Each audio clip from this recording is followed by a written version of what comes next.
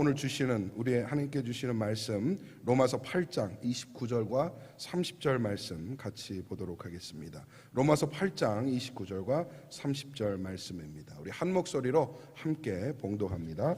시작. 하나님이 미리 아신 자들을 또한 그 아들의 형상을 본받게 하기 위하여 미리 정하셨으니 이는 그로 많은 형제 중에서 맏아들이 되게 하려 하심이니라. 또 미리 정하신 그들을 또한 부르시고 부르신 그들을 또한 의롭다 하시고 의롭다 하신 그들을 또한 영화롭게 하셨느니라. 아멘. 네, 오늘 여러분과 함께 생긴 대로 살지 말자라는 제목으로 하나님 말씀 전하겠습니다. 어떻게 살지 말자고요? 생긴 대로 살지 말자. 제가 최근에 똑같은 말을 2번 들었습니다. 연속으로. 한 분한테 2번 들은 게 아니라 서로 다른 2분한테 똑같은 말을 반복해서 들었고요. 이게 어떤 의미일까? 또 이게 맞는 말일까라는 고민을 하게 되었습니다. 그 2번이 같은 의미로 사용된 말이 아니라 똑같은 말이지만 전혀 다른 의미로 사용되었어요. 한 번은 어떤 분과 대화하다가 본인이 많이 부족하다, 본인이 많이 연약하다, 그 부족함을 인정하고 더 큰 욕심 내지 않고 살아가고 싶다라는 의미로 목사님 생긴 대로 사는 거죠 뭐 그러시더라고요. 그래서 그 의미를 알기 때문에 제가 공감하였습니다. 또 한 번은 전혀 다른 의미였어요. 본인은 원래 성향이 그렇고 성격이 그렇기 또 원래 이렇게 본인의 기호가 정확하고 명확하기 때문에 나는 바꿀 수가 없다. 목사님 생긴 대로 사는 거예요 그러더라고요.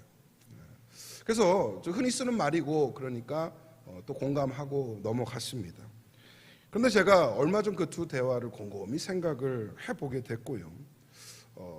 과연 이 말이 맞는가라는 고민 끝에 내린 결론은 저는 생긴 대로 산다는 말에 공감할 수 없다라는 결론을 내렸습니다. 그리고 왜 그렇게 되었는지 오늘 성도님들과 함께 말씀을 통해 나누고 싶다는 마음이 들었습니다. 여러분, 우리는 과연 생긴 대로 살아가는 사람들일까요? 생긴 대로 사는 것이 괜찮은 걸까요?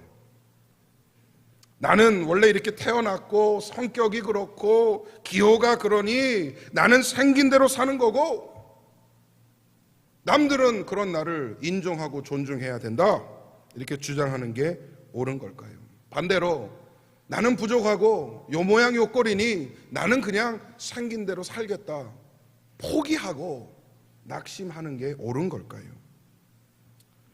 저는 그렇게 생각하지 않습니다. 우리는 그렇게 부르심을 받은 존재들이 아니다라고 믿습니다. 그렇게 지나다 보면 그런 말 하시는 분들 있죠. 아마 여러분 사시면서 그런 말을 들어보셨을 가능성이 굉장히 높은데 그렇게 얘기하는 분들이 가끔 있어요. 난 원래 그래. 그게 내 성격이야. 나는 한 번 아니면 아니야. 그렇게 얘기를 합니다. 뭐 의미적으로 보면 그런 의미로 말하는 경우예요. 나는 쿨해. 나는 솔직해. 그게 나고 나는 이렇게 막 바뀔 마음이 없어. 근데 여러분 잘 생각해 보면 이런 말과 동일하다 저는 생각해요. 나는 미숙해. 나는 성숙하지 않아. 나는 내가 느끼는 대로 내가 원하는 대로 살 거야. 그러니 네가 나를 인정하든지 아니면 나랑은 안 맞는 것 같아. 마치 그렇게 선을 걷는 것 아닌가라는 생각을 하게 됩니다. 사실 그 말은 자기중심적이고 또 감정적인 말이 아닌가 생각이 들어요. 여러분, 예수를 믿어 하나님의 자녀가 된 성도의 부르심은요 조금 다릅니다. 아니, 아주 많이 다릅니다. 우리는 하나님의 형상대로 지음받아 예수님을 닮기 위해 살아가는 존재들입니다. 믿으시면 아멘. 맞죠? 성경이 그렇게 얘기해요. 성경이 그렇게 선포합니다. 성경은 일관성 있게 가르치세요. 생긴 대로 살지 말아라. 마음에 새롭게 함으로 변화를 받아 은혜를 받은 대로 살아라라고 일관성 있게 가르치고 계십니다. 오늘 본문에서 사도 바울은 분명한 메시지를 전달하고 있어요. 그 아들의 형상을 본받게 하기 위하여, 그 아들의 형상을 본받게 하기 위하여 생긴 대로 삶이 아니라, 사는 삶이 아니라 예수 그리스도를 닮아 그 형상을 본받는 삶을 살아야 한다 강조하고 있는 것입니다. 오늘 여러분과 함께 예수님을 닮은 성도, 예수님을 본받는 삶을 사는 성도는 어떠한 존재들인가 상고하기를 소망합니다. 첫 번째로 말씀을 통해 볼 것은 무엇이냐? 우리는 정하심을 받았습니다. 정하심을 받았습니다. 예수를 믿어 구원받은 성도는 우연히 된 것이 아닙니다. 여러분이 처음 교회 나오고 예수님을 만나 신앙생활 했던 그 시점을 한번 생각해 보세요. 어쩌다 우연히 그렇게 된 건가요? 어떻게 하다 보니까 교회를 다니게 된 건가요? 어찌어찌 하다 보니까 예수 믿는 그 신앙을 받아들이게 된 건가요? 예수님을 진심으로 만나고 신앙생활을 진지하게 하시는 분이라면 아마 이 말에 동의할 겁니다. 하나님께서 인도하셨노라. 할렐루야. 내가 하나님을 만난 것이 아니라 하나님이 나를 만나 주셨노라. 나는 하나님의 정하심을 받은 존재다라고 고백하실 줄 믿습니다. 저처럼 모태신앙으로 태어나신 분도 이 중에 있으시죠. 저는 태어나 보니까 목사 집안이 태어났어요. 아버지가 목사님이고 어렸을 때부터 교회를 다녀야 했고 제 의지와는 상관없이 신앙이라는 것을 받아들여야 했고 그랬습니다. 싫었어요. 싫었어요. 그게 왜 나는 내 의지로, 내 자유의지로 다른 것들을 생각해보고 다른 걸 믿으면 안 되나 방황했던 시기도 분명히 있습니다. 근데 지금 생각해 보면요, 목사들로 태어나 그렇게 그게 싫었는데 제가 또 목사가 됐어요. 이 모든 과정을 생각해 보면 그게 우연이었을까? 아니요. 하나님의 정하심이 있었고 하나님의 인도하심이 있었던 줄 믿습니다. 그게 얼마나 큰 은혜인가 요즘 새삼 깨닫고 있습니다. 여러분 중에 단 한 명도 우연의 결과물로 이 자리에 앉아 계신 줄 없는 줄 압니다. 믿으시면 아멘. 우리 모두가 하나님의 깊은 경륜과 예비하심과 프로비전, 섭리하심을 이로 인하여 오늘 이 자리에 앉아 계신 거예요. 아니 뭐 한다고 이 좋은 썬데이 모닝에 이렇게 앉아 계세요. 교회 나와갖고 여행도 가고 운동도 하고 좋은 일이 얼마나 많이 있습니까? 하다못해 잠이라도 좀 더 자고 할 수 있잖아요. 근데 여러분 왜 여기 나와 계신 거예요?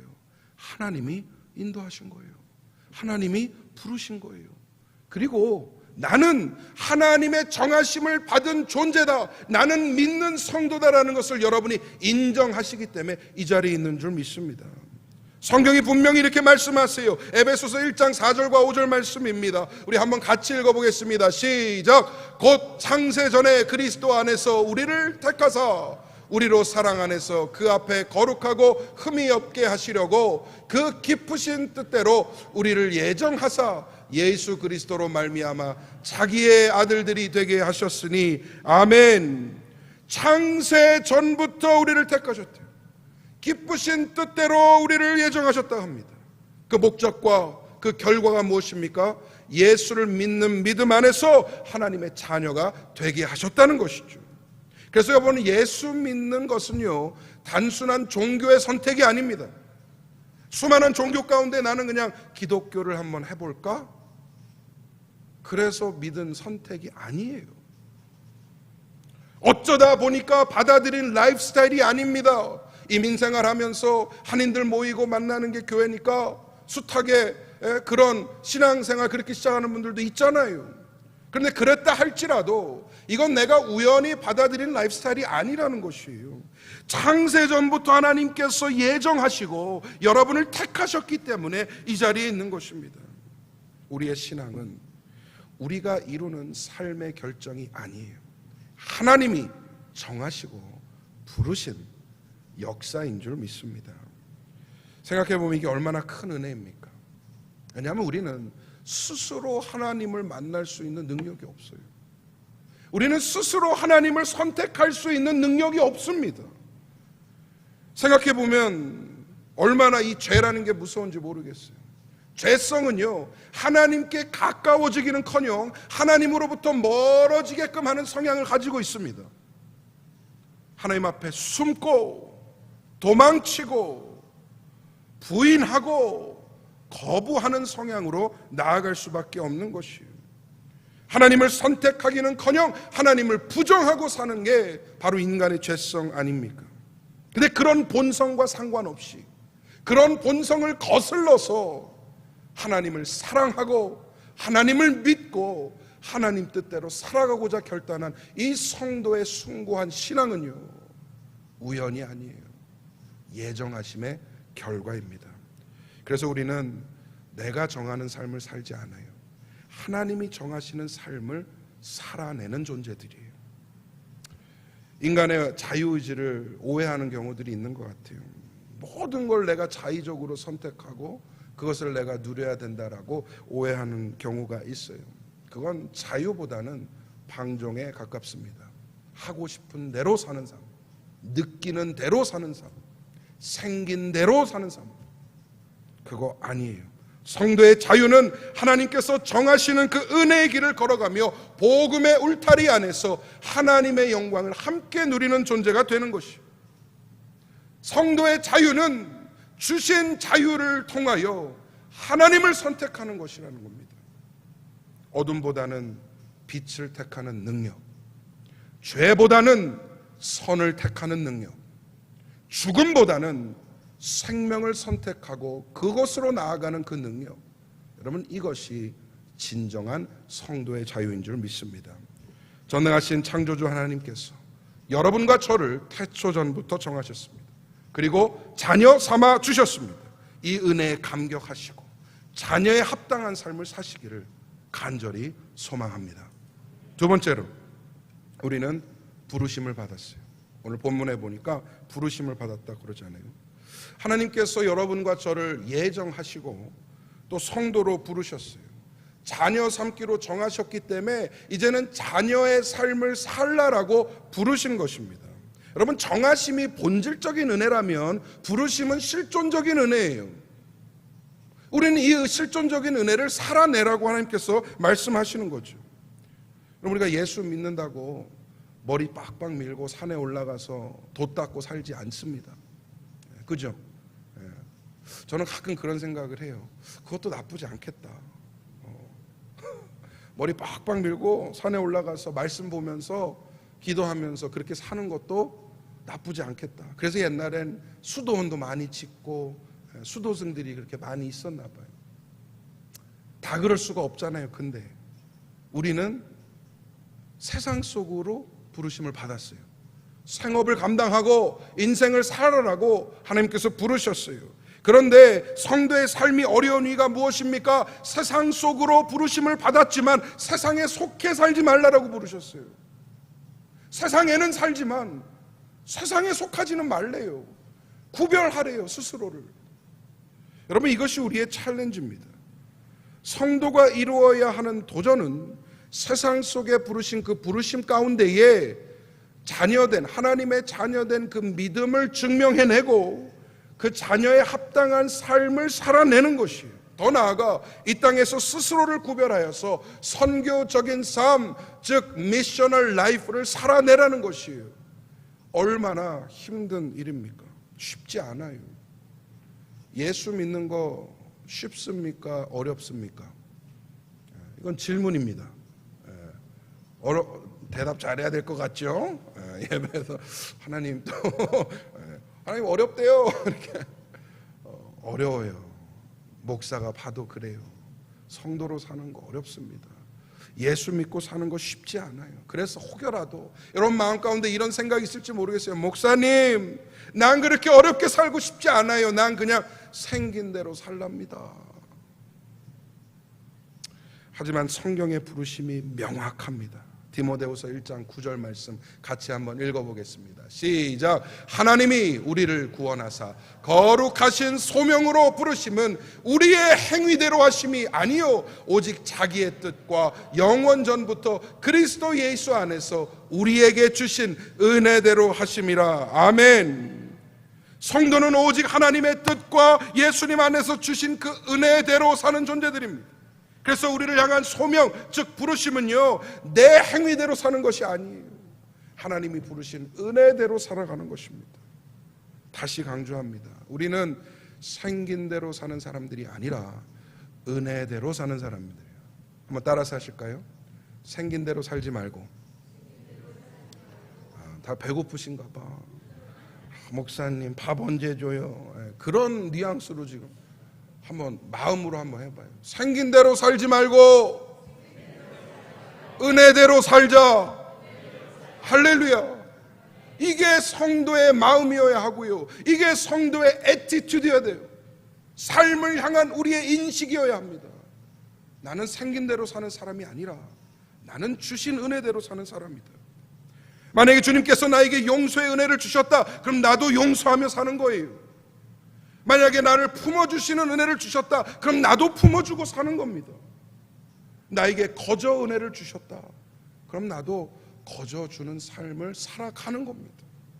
이게 부르심이고요, 이게 성도의 모습이어야 합니다. 하나님께서 여러분에게 어떤 은혜를 주셨습니까? 그 하나님의 합당한 삶을 사시기를 간절히 소망합니다. 마지막 세 번째로, 우리는 의롭게 하심을 받았습니다. 하나님께서 우리를 정하시고 부르시고 또한 의롭게 하셨어요. 여러분, 죄가 진짜 무서운 게 뭔지 압니까? 죄는 하나님과의 관계를 파괴시켰다는 데서 그 진짜 무서움이 있어요. 공의의 하나님은 죄와 공존하실 수 없습니다. 왜냐하면 하나님의 본성에는 죄가 없기 때문이에요. 그래서 죄와 공존하실 수 없는 하나님. 원래 우리는 하나님과 영원히 살도록, 의로움 가운데 살도록 창조되었어요. 그래서 하나님의 형상대로 하나님의 숨을 불어넣어서 만든 것이 인간입니다. 그런데 죄가 들어오면서 그 공식이 깨져버린 거예요. 죄가 들어오면서 죄의 싹은 무엇이죠? 사망이에요. 이 공식이 자리 잡게 된 것입니다. 죄로 더럽혀진 인간은 영원한 형벌, 즉 죽음에 이르러야 하는 운명적 존재가 됐어요. 그런데 잘 들으세요. 그 형벌보다 하나님이 가지신 사랑이 더 큰 겁니다. 우리가 당해야 하는 죄의 형벌보다 하나님의 사랑이, 우리를 향한 하나님의 사랑이 더 큰 거예요. 그러면 여기서 딜레마가 생깁니다. 하나님은 우리를 사랑하셔서 구원하시기를 원하시는데 죄라는 문제가 여전히 존재하고 있는 거예요. 그런데 하나님은 아까 뭐랬죠? 죄와 공존하실 수 없어요. 죄를 가진 인간은 하나님의 자녀는커녕 하나님의 적이 된 것입니다. 그러면 이 죄의 문제를 해결해야 되는데 하나님이 예정하시고 계획하신 섭리는 무엇이냐? 인간은 스스로 죄를 해결할 수 없으니, 인간은 스스로 자신을 구원할 수 없으니 죄가 없으신 성자 하나님 예수 그리스도의 희생을 통하여 인류의 죄값을 치르게 하시겠다라는 거예요. 그래서 예수님께서 인간이 되어 이 땅에 오셨습니다. 죄 없으신 분이 죄값을 담당하시고 죄인의 죽음을 죽으셨어요. 죄가 없으신 분이 죄인의 죽음을 죽으셨습니다. 그래서 예수님의 십자가 죽음으로 인해서 이를 믿는 자마다 인류의 죄값을 탕감하시고 이제는 그 믿음 가운데에 의인이라는 칭함을 허락해 주셨다는 것이죠. 여러분 잘 들으세요. 실제로 죄가 없어 의인이 된 게 아닙니다. 죄가 다 사라져버려서 내가 의인이 된 게 아니에요. 죄가 있지만 하나님께서 의인이라고 불러주시는 거예요. 뭘 통해서? 내 공로가 아니라 예수 그리스도의 십자가 공로를 통해서. 이게 우리가 믿는 칭의의 교리입니다. 죄가 없어서 의인이 아니라 죄가 있지만 예수 그리스도의 공로를 통해 그 공로를 전가받아 나는 의인이라고 불러주시는 거예요.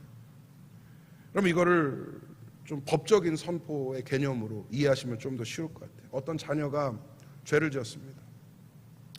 그래서 끌려갔어요. 재판장 앞에 섭니다. 죄가 있기 때문에 죄 결과가 명확해요. 징역형을 받아야 합니다. 그런데 그때 그 죄를 짓지 않은 아버지가 법정에 나타나서 내가 대신 그 죄값을 치르겠다라고 얘기해요. 그게 보석금이 됐든 징역형이 됐든 그 아버지가 그 죄값을 치르겠다 얘기합니다. 이게 성립될 수 있는 이유는요, 아버지는 그 똑같은 죄를 짓지 않았기 때문에 가능한 거예요. 아버지와 아들이 똑같이 죄를 짓고 법정에 끌려갔는데 아버지가 내가 대신 다 지겠습니다 할 수 있습니까? 없어요. 죄가 없기 때문에 그 죄를 대신할 수 있는 것이죠. 그래서 아버지가 죄값을 대신 치릅니다. 그러면 그 자녀는 죄가 있음에도 불구하고 죄값이 치러졌기 때문에 재판정은 뭐라고 선포해요? 자유다, 노임을 주는 것이죠. 여러분, 그런 개념으로 칭의를 생각하시면 됩니다. 우리는요, 죄가 없는 사람들이 아니에요. 오늘도 죄를 지었고 내일도 죄를 지을 것입니다. 그런데 하나님께서는 그 우리의 죄값을 도말하시고 이제는 죄 짓지 말고, 똑같은 죄 짓지 말고 이제는 하나님의 자녀답게 살라라고 도전하고 계신 거예요. 또 설사 내가 실수하고 죄 짓고 하나님 앞에 부끄러운 모습을 설지라도 회개하면 하나님께서는 그 모든 죄를 다 또 용서해 주시겠다고 약속하십니다. 은혜죠. 은혜예요. 예수님의 궁극적인 희생을 통해서 우리는 죄의 구속을 받았습니다. 하나님과의 관계를 이제는 회복할 수 있게 되었어요. 이제는 더 이상 죄의 종이 아니라 하나님의 자녀가 된 것입니다. 로마서 5장 1절 말씀을 함께 한번 읽어보겠습니다. 시작. 그러므로 우리가 믿음으로 의롭다 하심을 받았으니 우리 주 예수 그리스도로 말미암아 하나님과 화평을 누리자. 아멘. 믿음으로 의롭게 되었다라고 말씀 안 하세요. 믿음으로 의롭다 하심을 받았다 그래요. 그리고 그 의로 이제는 하나님의 적이 아니라, 하나님의 원수가 아니라 하나님의 자녀로서 화평을 누리는 은혜를 누린다라고 말씀합니다. 원래 생긴 대로 살았다면 절대 이룰 수 없는 은혜입니다. 원래 생긴 대로 살아오고 그것으로 그냥 타협하고 살았다면 절대 이룰 수 없는 역사예요. 우리는 그 성향을 거슬러서, 생긴 모습을 거슬러서 예수를 믿고 예수 안에 하나님의 자녀된 은혜를 누리는 존재가 된 것입니다. 의롭게 하셨으니 의인의 삶을 사시기를 바랍니다. 의롭다 칭함을 받았으니 이제는 의인의 삶을 살아가는 여러분과 제가 되기를 간절히 소망합니다. 말씀 맺겠습니다. 우리는 생긴 대로 사는 것을 거부해야 되는 사람들이에요. 그리고 받은 은혜를 위해서 살아가는 성도들이 되어야 합니다. 이를 위해서 우리 주님께서는 우리를 예정하시고 우리를 부르시고 우리를 의롭다 하셨습니다. 이 일을 끝까지 잘 이행하는 성도에게는요, 어떤 복을 주시는지 아세요? 오늘 본문 30절 끝에 보니까 영화롭게 하는 복을 주신다라고 약속합니다. 성도의 영화는 무엇일까? 천국에서 누리는 영생입니다. 믿으시면 아멘. 우리는 기껏 80년, 90년 살다가 사라지는 존재들이 아니라 예비하신 하늘집에 돌아가 하나님과 함께 영원한 생명, 영원한 영광을 누리는 존재들입니다. 예수 믿는 믿음으로 천국에 가면요, 죽음도 없고 슬픔도 없고 아픔도 없고 눈물도 없고 하나님과 온전한 상태로 영원토록 살게 됩니다. 이것이 우리를 예비하신 미래요, 실체인 줄 믿습니다. 하루하루 예수님을 닮는 삶을 사시기를 바랍니다. 생긴 대로 사는 것을 거부하고 우리는 천국 소망을 품고 하나님과 동행하는 은혜를 누려야 합니다. 이 신앙의 주인공들이 되시고 승리를 이루시기를 주님의 이름으로 축원드립니다. 우리 함께 찬양하도록 하겠습니다. 예수 닮기를, 내 삶의 소망, 내가 바라는 한 분, 예수 닮기를 내가 원하네. 우리 간절한 마음으로 함께 찬양하겠습니다.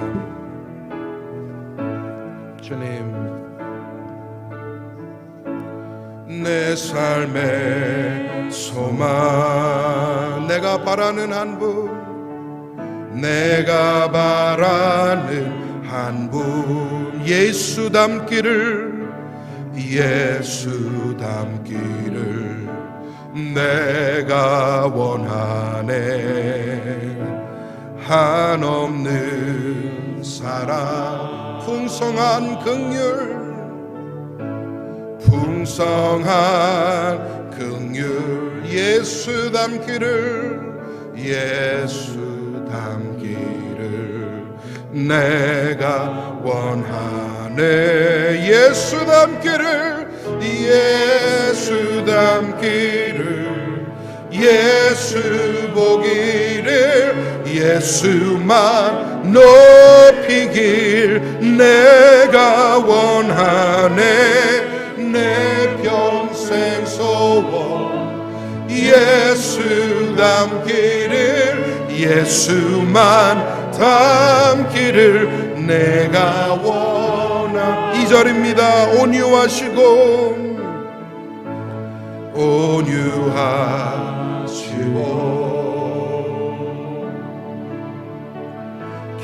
겸손하신 성품 예수 닮기를 예수 닮기를 내가 원하네. 자비하시고 위로자 되시는 위로자 되신 주 예수 닮기를 예수 닮기를 내가 원하네. 예수 닮기를 예수 닮기를 예수 보기를 예수만 높이길 내가 원하네. 내 평생 소원 예수 닮기를 예수만 닮기를 내가 원하. 완전하신 예수 완전하신 예수 새롭게 하시네. 새롭게 하시네. 연약한 내 영혼 연약한 내 영혼 온전하게 되리 온전하게 되리. 예수 닮기를 예수 닮기를 예수 보기를 예수만 높이길 내가 원하네. 내 평생 소원 예수 닮기를 예수만 닮기를 내가. 우리 다시 한번 고백하겠습니다. 예수 닮기를 예수 닮기를 예수 보기를 예수만 높이길 내가 원하네. 내 평생 소원 예수 닮기를 예수만 넘기를 내가 원하네. 우리 시간 주신 말씀 생각하며 한번 기도하겠습니다. 하나님, 나 생긴 대로 살지 않기를 원합니다. 이제는 주시는 은혜대로 살기를 원하오니 예수 닮아가는 인생 되게 하여 주옵소서. 내 안에 정한 영을 허락하여 주시고 변화와 개혁이 일어나는 삶이 되게 하여 주옵소서. 예배 말씀 생각하면서 합심하여 기도하겠습니다. 하나님,